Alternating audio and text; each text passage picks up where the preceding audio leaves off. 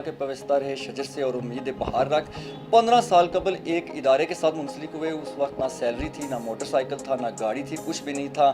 लेकिन तवील जदोजहद के बाद आज इनके पास इदारे की तरफ से गाड़ी है, बैरून मुल्क जाते हैं, तमाम सहूलियात हैं और आज 3 पीस सूट के साथ खड़े होकर मुझे इंटरव्यू दे रहे हैं।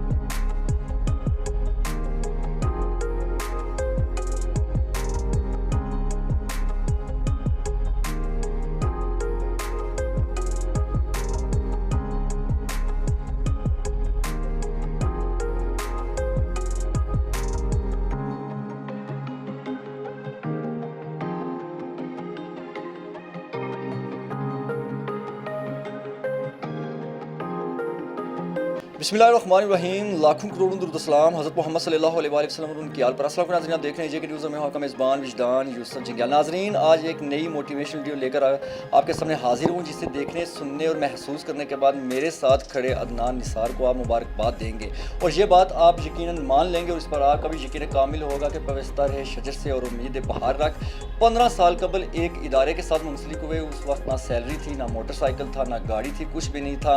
लेकिन तवील जदोजहद के बाद आज इनके पास इदारे की तरफ से गाड़ी है, बैरून मुल्क जाते हैं, तमाम सहूलियात हैं और आज 3 पीस सूट के साथ खड़े होकर मुझे इंटरव्यू दे रहे हैं। गोल्ड मेडल हासिल किया।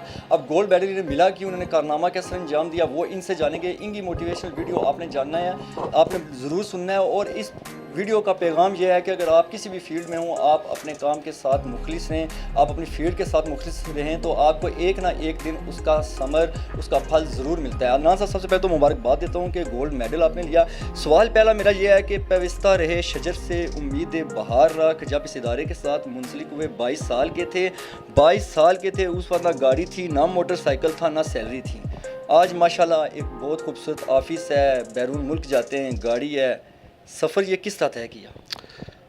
सबसे पहले तो बहुत शुक्रिया वजदान भाई। ये एक बड़ा लंबा सफ़र है वजदान भाई। 16 साल जो स्टार्टिंग पीरियड है EFU लाइफ में मेरा 2008 फेब में मैंने EFU को ज्वाइन किया था एज आ सेल्स ऑफिसर।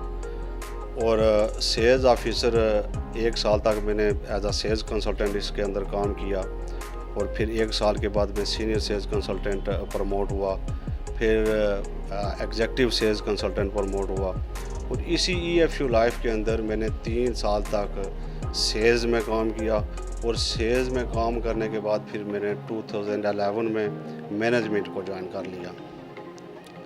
सेल्स कंसल्टेंट और मैनेजमेंट ये 2 अलग रास्ते भी हैं और अलग अलग प्रोसेस भी है। सेल्स में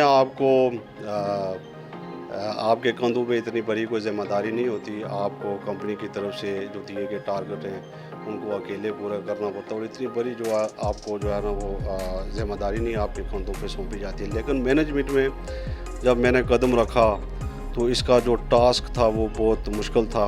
इसके अंदर आपको टीम बिल्ड करनी पड़ती है, आपको जो कंपनी के टारगेट्स हैं वो पूरे करने पड़ते हैं।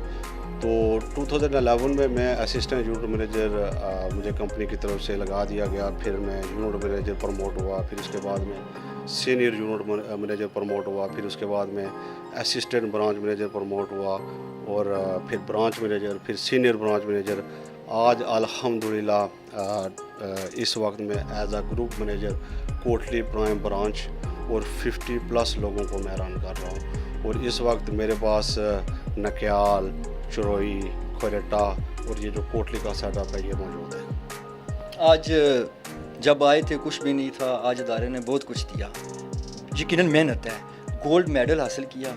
ये सुनाएं, गोल्ड मेडल मिला किस तरह, आखिरकार ये अचीवमेंट किस तरह आपको हुई?